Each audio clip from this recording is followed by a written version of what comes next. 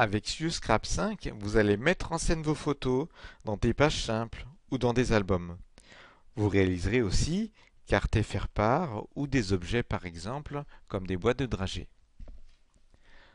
Vous irez tout d'abord dans la partie feuilles et modèles afin de choisir le type, feuille isolée ou album relié, et le format. Il y a des formats prédéfinis mais vous pourrez aussi choisir le format de votre choix. Prenons ici un format 30-30. Ensuite, vous pouvez aller dans la partie modèle afin de sélectionner le modèle qui vous intéresse. Il suffit de cliquer dessus. Bien sûr, tous les modèles sont modifiables. On prend ici un modèle.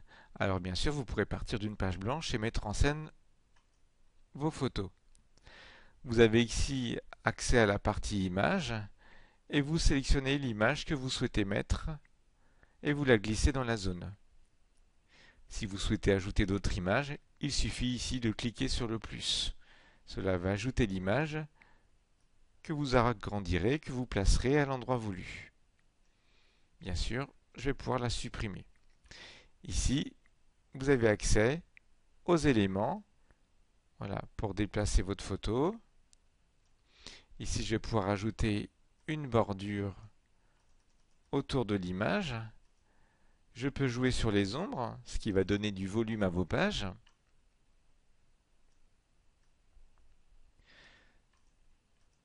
Ensuite, ici, vous avez aussi, pourquoi pas, accès à la retouche de l'image. Dans la retouche de l'image, par exemple, dans les effets, je vais pouvoir donner un effet vintage avec l'effet toaster. Je valide, j'enregistre et je ferme. Voilà. Ensuite, je vais pouvoir aller dans les gabarits masques. Les gabarits, ce sont des formes de découpe dans lesquelles je pourrais mettre une photo ou une texture par exemple, ou une couleur. Vous avez plus de 1000 gabarits disponibles dans le logiciel, avec des petits éléments de décor ici par exemple en fonction du thème souhaité. Donc le gabarit, eh bien il suffit de cliquer dessus et de l'ajouter.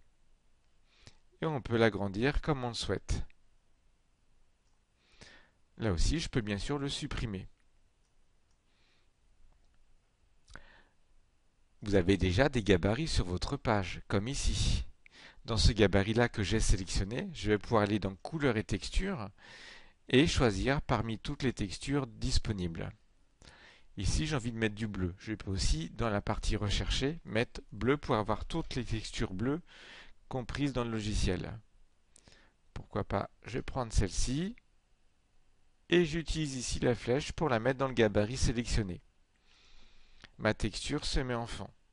Je peux réessayer et choisir jusqu'à temps que je trouve la texture qui m'intéresse. Là aussi, les textures, vous allez pouvoir zoomer plus par exemple pour avoir un grain plus important et vous zoomez plus ou moins. Là par exemple aussi, je vais pouvoir mettre une autre couleur. Donc je vais chercher du marron par exemple. Voilà, je vais choisir celui-ci. Et petit à petit, je vais construire ma composition et choisir la mise en scène que je veux faire. Ensuite, je vais aller dans la partie embellissement. Les embellissements, ce sont des éléments de décor que je vais rajouter sur ma page. Ici, par exemple, je peux ajouter un oiseau, des attaches. Ici, je vais prendre cette attache-là et je vais cliquer sur le plus. Je l'ajoute à l'endroit voulu. Je rajoute une ombre pour donner vraiment du volume à ma composition. Je vais la réduire. Et vous voyez, de toute façon, on essaye, on voit ce que ça donne. On va agrandir ici la zone pour avoir plus de place. Vous voyez, ma composition commence à prendre forme. Ici, ma photo, par exemple, je me dis non, je vais la mettre en dessous et la tourner un petit peu pour que ça soit moins rigide. Et je vais rajouter ici mon élément. Cet élément, j'ai envie d'en mettre plusieurs. Eh bien, je vais faire un copier et un coller. Ça m'évite de le rajouter, de remettre les effets dessus. Voilà. Je peux retourner dans la partie embellissement et regarder tout ce qui est disponible et je peux mettre ceux de mon choix. Ici par exemple, je vais mettre le dessin avec des fleurs. Je l'agrandis. Je le positionne où je veux. Par contre, je voudrais qu'il aille sur le fond. Donc là, je vais utiliser dans la partie liste des objets les petites flèches ici pour descendre mon élément à l'endroit voulu. Et vous voyez petit à petit, l'élément descend en dessous. Et je peux le positionner, vous voyez, il se met bien en dessous de ma page.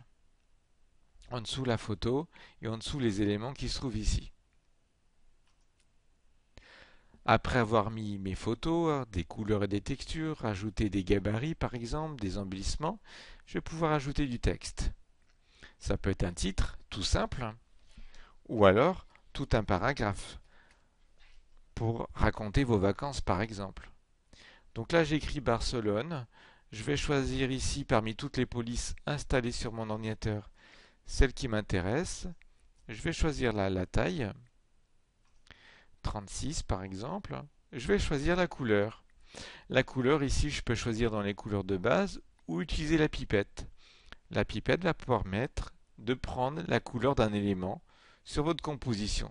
Vous allez ainsi harmoniser l'ensemble. J'ai envie de prendre le marron ici pour essayer. Voilà. Option ligne, je vais faire un retour à la ligne ou une justification. J'ajoute mon élément, je le positionne et je le mets où je veux, soit sur la photo ou en dehors par exemple. On va agrandir, voilà pourquoi pas ici. Le texte ira mieux en haut dans la partie sur le ciel, il sera plus visible. Je vais le tourner un petit peu. Voilà. Si je veux, je rajoute une petite ombre pour donner là aussi du volume au texte. Et je peux rajouter d'autres textes, par exemple mettre la date de la visite ou du voyage. Il manque peut-être une texture en fond. Je vais retourner dans texture, je vais chercher là une texture blanche et je vais rajouter ma texture ici en fond grâce à l'icône appliquée à la page. Une fois que vous avez fait votre travail, il ne vous restera plus qu'à l'enregistrer, bien sûr. Pour l'enregistrer au format Studio Scrap, ce qui vous permettra de reprendre votre composition pour la réécrire, après pour la modifier. Donc je vais mettre Barcelone voyage. Ma composition est enregistrée. Je peux passer ici dans la partie imprimer, exporter, soit l'imprimer avec mon imprimante, là sur du papier A4 ou un autre format, du 10-15 par exemple, si j'ai fait une composition 10-15.